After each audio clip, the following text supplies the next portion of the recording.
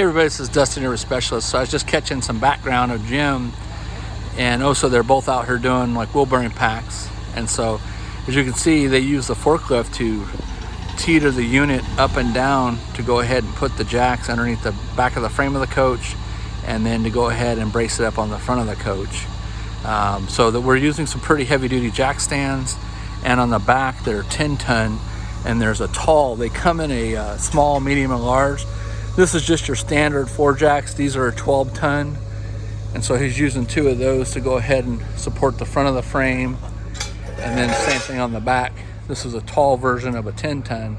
So I'll list these in the description box so you can see them, but there's 3 different sizes of those, and then they position up.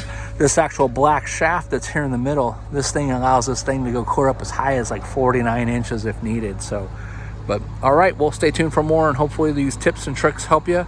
But this is just an example of how we use to get the coach up off the ground, so that you're not actually jacking up independent areas or side-to-side areas. That just, we call it the teeter-totter effect. You drop it down, which naturally lifts it up so you can slide them up underneath, and then you pick it back up a little bit to put those underneath, and then it's supported. So, and then depending upon the length of the coach, sometimes we'll put additional ones in if needed. But you know, we've been doing this now for 25 years.